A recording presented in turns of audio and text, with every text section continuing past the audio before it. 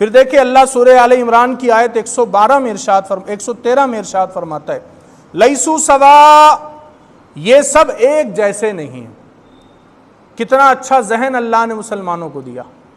फरमाए ये सब एक जैसे नहीं।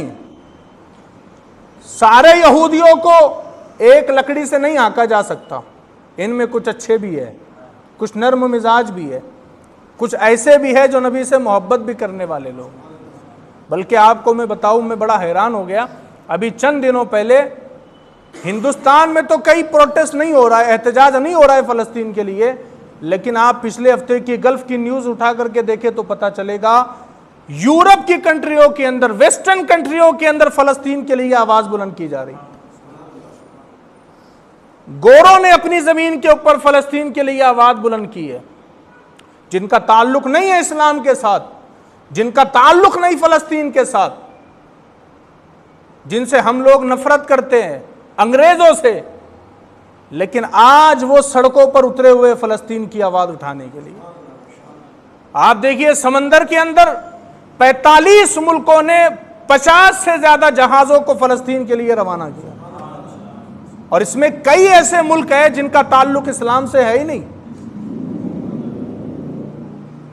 बड़े बड़े प्रोटेस्ट दुनिया के अंदर फ़लस्तीन के लिए हो रहे हैं, बड़ी आवाज़ें उठाई जा रही है। तो अल्लाह तबारक व तआला फरमाता लैसू सवा, ये सारे एक जैसे नहीं है। आगे कहा मिन अहलिल किताबी उम्मतुन काइमतुन यतलून आयातिल्लाह आना अल-लैलि वहुम यसजुदून। अहले किताब में कुछ वो लोग भी है जो हक पर कायम है, वो रात के लम्हात में अल्लाह की आयतों की तिलावत करते हैं और सजदा करते हैं। कुछ ऐसे भी है। और इस आयत के पहले मिसदाक तो वो सहाबा है, हज़रत अब्दुल्ला बिन सलाम और दिगर जो सहाबा थे, वो है कि वो पहले यहूदी थे, कोई ईसाई था, कोई मजूसी था, लेकिन बाद में इस्लाम में दाखिल हो गए। सारे के सारे ऐसे नहीं हैं, उनमें कुछ है जिनके अंदर हमदर्दी है, जिनके अंदर मोहब्बत है हमारे नबी अलैहिस्सलाम।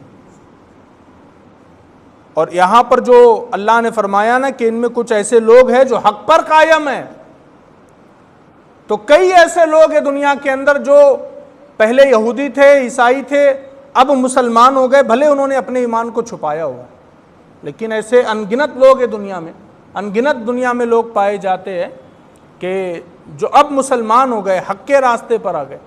तो अल्लाह फरमाता है इनमें कुछ ऐसे हैं जो हक पर है और वो रात के लम्हात में अल्लाह की आयतों की तिलावत करते हैं, रात में। और सबसे ज़्यादा कुरान पढ़ने का मज़ा भी रात ही में आता है। तरावी कब पढ़ी जाती है? रात में। सबसे ज़्यादा कुरान पढ़ने का, सुनने का, देखने का मज़ा रात ही में आता है, इसलिए कि एक तो अल्लाह ने रात में सुकून रखा, दूसरा कुरान में सुकून रखा। जब दो सुकून एक साथ मिल जाते हैं फिर इंसान को वो लुत्फ आता है। दिन में इंसान को उतना मज़ा नहीं आएगा जितना रात में।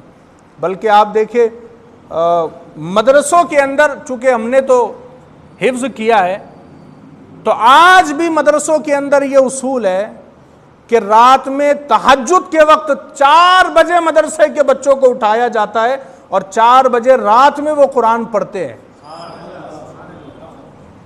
ये जो हाफिज बन रहा है कोई, ये जो आलिम बन रहा है, ये यूं ही नहीं बन रहा। पेड़ पर यूं ही फल नहीं लगे जो किसी ने तोड़ लिया और ये आलिम बन गए, नहीं। रात रात इन्होंने अल्लाह की इबादत की है, रात रात मेहनतें की है। तो सबसे ज्यादा मजा रात में आता है। अल्लाह फरमाता है इनमें कुछ ऐसे भी है जो रात के लम्हात में अल्लाह की आयतों की तिलावत करते हैं। और फरमाया वहुम यसजुदून, और सजदा भी करते हैं। सजदा, कितना मजा है सजदे में।